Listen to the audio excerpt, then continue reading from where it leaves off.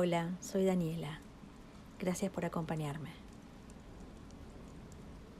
Juan José Saer fue un escritor argentino, considerado uno de los más importantes de la literatura argentina, la latinoamericana y la escrita en español del siglo XX.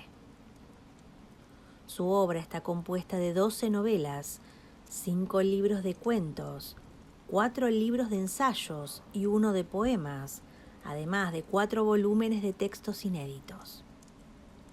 En 1948 se trasladó junto a su familia a la capital de la provincia de Santa Fe, donde concluyó su educación y se desempeñó como periodista. En 1960 publicó su primer libro de cuentos, En la Zona.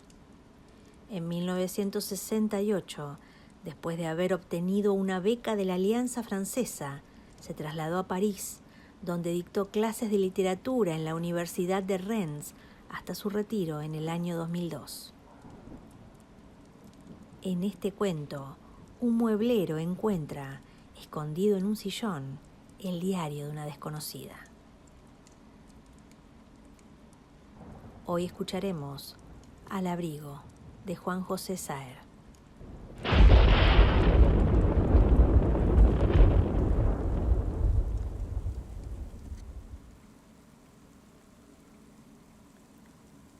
Un comerciante de muebles que acababa de comprar un sillón de segunda mano descubrió que en un hueco del respaldo una de sus antiguas propietarias había ocultado su diario íntimo.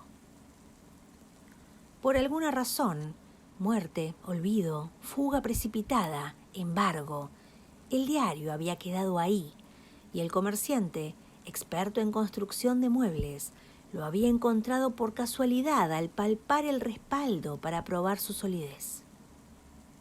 Ese día se quedó hasta tarde en el negocio, abarrotado de camas, sillas, mesas y roperos, leyendo en la trastienda el diario íntimo a la luz de la lámpara, inclinado sobre el escritorio. El diario revelaba día a día los problemas sentimentales de su autora, y el mueblero, que era un hombre inteligente y discreto, comprendió enseguida que la mujer había vivido disimulando su verdadera personalidad y que por un azar inconcebible él la conocía mucho mejor que las personas que habían vivido junto a ella y que aparecían mencionadas en el diario. El mueblero se quedó pensativo. Durante un buen rato, la idea de que alguien pudiese tener en su casa, al abrigo del mundo, algo escondido, un diario o lo que fuese, le parecía extraña, casi imposible, hasta que unos minutos después, en el momento en que se levantaba y empezaba a poner en orden su escritorio antes de irse para su casa, se percató, no sin estupor, de que él mismo tenía, en alguna parte, cosas ocultas de las que el mundo ignoraba la existencia. En su casa, por ejemplo, en el altillo, en una caja de lata disimulada entre revistas viejas y trastos inútiles, el mueblero tenía guardado un rollo de billetes que iba engrosando de tanto en tanto y cuya existencia hasta su mujer y sus hijos desconocían. El mueblero no podía decir de un modo preciso con qué objeto guardaba esos billetes, pero poco a poco lo fue ganando la desagradable certidumbre de que su vida entera se definía no por sus actividades cotidianas ejercidas a la luz del día, sino por ese rollo de billetes que se carcomía en el desván.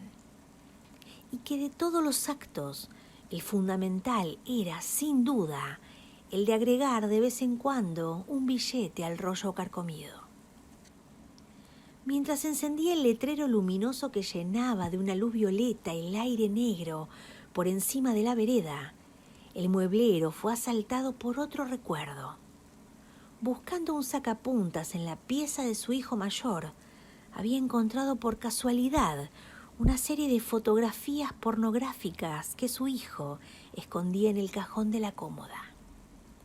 El mueblero las había vuelto a dejar rápidamente en su lugar, menos por pudor que por el temor de que su hijo pensase que él tenía la costumbre de hurgar en sus cosas. Durante la cena, el mueblero se puso a observar a su mujer.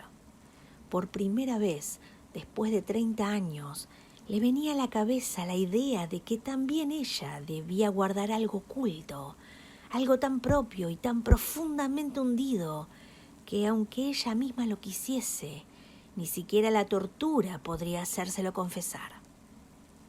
El mueblero sintió una especie de vértigo. No era el miedo banal a ser traicionado o estafado lo que le hacía dar vueltas en la cabeza como un vino que sube, sino la certidumbre de que, justo cuando estaba en el umbral de la vejez, iba tal vez a verse obligado a modificar las nociones más elementales que constituían su vida, o lo que él había llamado su vida, porque su vida, su verdadera vida, según su nueva intuición, transcurría en alguna parte, en lo negro, al abrigo de los acontecimientos, y parecía más inalcanzable que el arrabal del universo.